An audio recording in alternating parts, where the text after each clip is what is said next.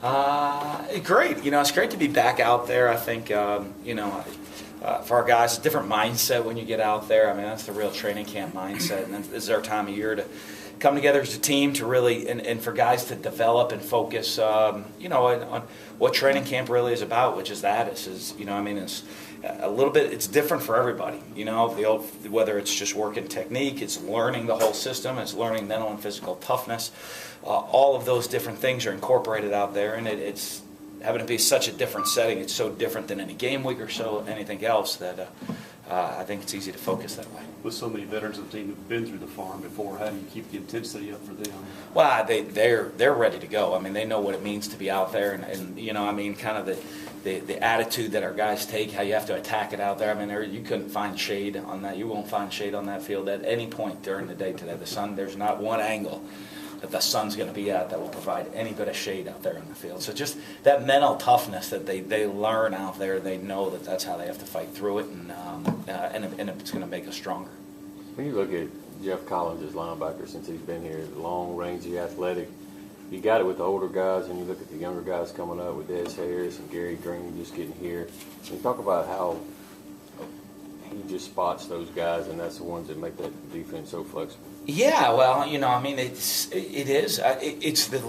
looking at intangibles that those guys have. Some of our guys have great length, size. Other guys have a dynamic speed out there on the field. But what's going to separate you? What's going to make you different? He's done a really good job identifying those type of guys and then putting guys in position where their strengths are being highlighted. Now that you're a couple of days in, have any freshmen caught your eye so far? Yeah, they're all working hard. It's just hard. Right now, they're all just trying to learn. I think, but overall, it's a really good group. I tell our guys, for me, you catch my eye for doing the wrong thing, because I'm looking at everybody, and I can see when you mess up. If everybody kind of does their job, I'm good. But I do notice. I guess in that way, I don't notice as many freshmen. So I think they're fitting in and they're trying to learn and grasp and adjust to the system. But I think overall, as a group, I think they're pretty solid. First time in a couple of years, you got 4 scholarship quarterbacks. How does that kind of change up the reps in practice, or obviously it gives everybody a little bit more rest. They don't have to get those worn down during practice right there, so they're going to be pretty fresh as they get through it. But it is, I've had that before in your career.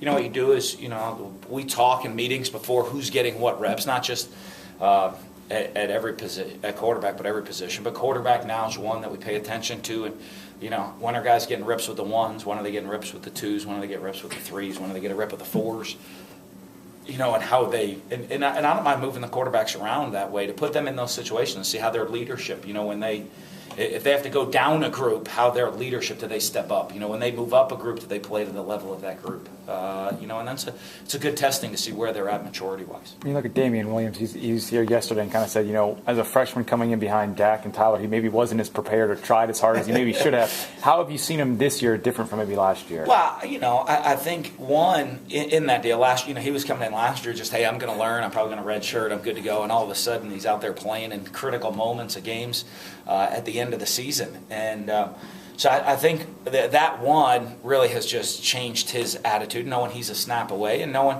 that, in what we do in developing quarterbacks, he's going to play no matter what, so that he's going to get himself ready so that when he gets his opportunity to get out there in the field, he's going to go shine.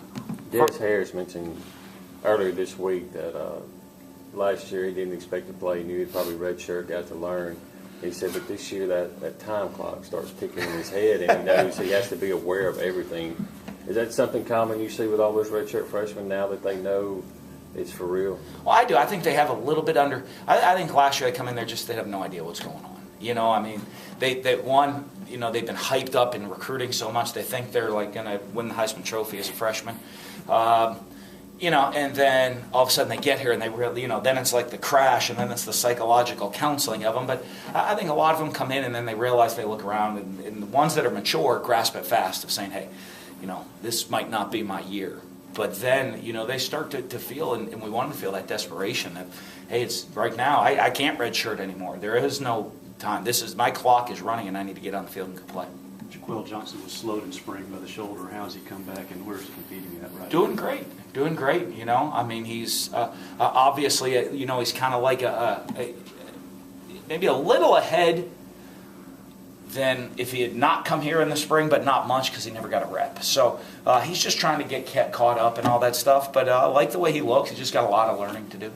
A lot's been made about like Dak, you know, his physical and trying to get better. But how do you what needs to be sculpted mentally to be the guy and be that quarterback from your perspective? For Dak, it's all about decision making. You know what I mean? It's the processing of information.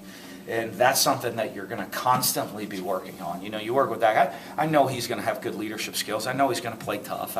He knows what we're doing. But the processing of information, how fast, like, you know, I mean, you know, we want to give him a sports car for the offense. And how fast he can drive it is going to depend on, you know, I mean, his decision making. You know what I mean? He going to let it go, or is he still a little conservative back there? And the more confidence he has, the more reps he takes, the better decisions he makes, the faster he's going to want to take us. A month away, like what kind of car is he driving right now, would you say? Yeah. Me, I'm probably pretty critical of everybody. Probably pickup truck. Okay. You know. Like his line, Yeah. You know. No. But he is. I mean, he's way ahead of where he's ever been before. With that deal, and you know, it's just the crispness. I mean, being so crisp in everything you do, that's what we want. And you know, my expectations are perfection. You know, I mean, and you know, you can even, I don't know if you can ever hit perfection, but if you strive for perfection, you might just reach, and it might become great. And if we can do that, we're going to be really happy. You have a lot of time constraints on your time, on your schedule and everything. How has, I guess, giving up the special teams coordinator job freed you up a little bit? Well, it allows me to come talk to you guys and not feel stressed, right? I mean, you guys are one of my time constraints, so I take away from that stuff. No, you know what? I'm still very involved in the special teams. So, but I think it really allows me maybe even just to breathe, not be in a panic as much in everything. And part of doing it is being comfortable with the delegation of other things. You know, I'm a little bit of a control freak.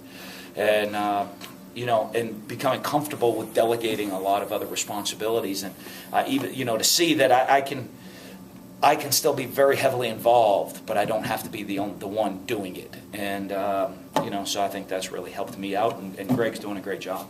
How much does that kind of roll over to to John and Billy kind of holding the offensive coordinatorships? I mean, Billy said really not much has changed, but it allows you to maybe go do other stuff, and they can kind of handle that, and you don't have to really worry about it. Yeah, you know, I mean, basically it's them taking care of, you know, a lot of the little details. You know, all of the details of things that need to get done. You know, there's a lot of, you know, of little things. I mean, from, you know, you're checking and marking off every script to make sure you've gotten every play run against all the looks you need it run against. There's a lot of little tedious things that go into that. That it's great that, you know, we've been together, and those guys are very responsible to take care of that stuff, to get that done, and really allow me that ability. You know, I want to, you know, I'm trying to get in with the defense some, you know, and not that they need me over there, but, you know, I mean, to go celebrate and, you know, get some juice with the defense. I could have some juice out there and have some fun at the field too. But allow me to be the head coach and not like a specific locked into one position. You talked about the linebackers earlier with the versatility. Can you talk about a guy like Richie Brown, what you've seen so far from camp and his progression? You know, really good. I think Richie, you know, came in, he redshirted his first year. Last year, he was a redshirt freshman last year, is that right? Yeah. So I forget about it, you know, I have the vision of what's going on. But, you know, last year's redshirt freshman, knowing was going to play but not sure how it all fit. Into this year, knowing basically, I mean, he's a starter.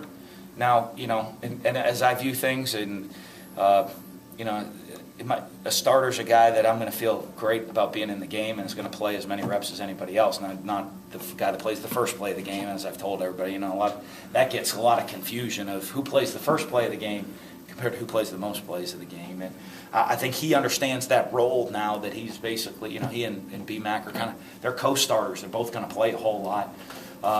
You know, and so I think that's a lot more comforting as your preparation, when you know that what's going to happen, you know what the result's going to be, it's easier for you to prepare.